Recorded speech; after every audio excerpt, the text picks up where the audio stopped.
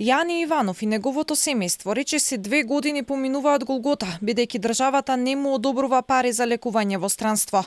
Младиот велосипедист од Неготино, по повреда во Грција во јули 2022 година, добива диагноза параплегија, пошто е приморан да се лекува таму. Момчето било оперирано 2 пати во Солун, пошто бил префрлен на лекување на Карил во Македонија, но како што раскажува неговиот татко за Алфа, ситуацијата му се влошила, па семејството одлучило да го врати Јани во Лариса, каде што и моментално се лекува.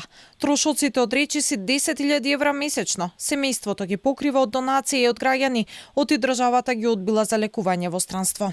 Понудив јас од душеците што ги користеше во Солун, но не ми беа прифатени. Како што реков, одбиен сум од комисијата во фондот.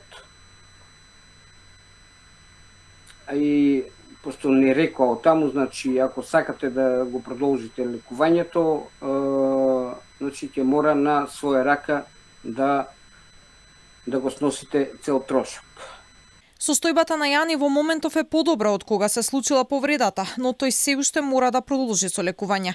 Таткото Васил од Петни жили ја продолжува борбата за да обезбеди финансии. Вели, не се откажувам, важно е само здравието на мојот син. Некој што осетил на своја кожа може да знае како и што се осеќаме и се чувствуваме. Во разлика од Карил, каде што бевме во травматологија и во Козле, до ден денес но е многу подобра здравствената состојба. Значи, он не мрдаше ништо. Значи, ни рамења, ништо. Сега е во состојба и рамењата да ги мрда, и рацете да ги мрда.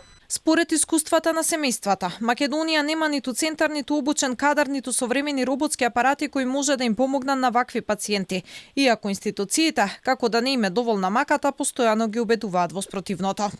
Нашиот систем може медицинариве повеќе разбираат, ама според некоја си логика, лекување и рехабилитација, они што го разделуваат тоа, јас тврдам дека не е точно тоа, пошто лекувањето, рехабилитацијата е пак лекување нели. Таткото на Јани раскажува дека нема нити комуникација, нити поддршка од здравствените власти во Македонија. На почетокот добивал барем одговори на имејл, но и тие прекинале.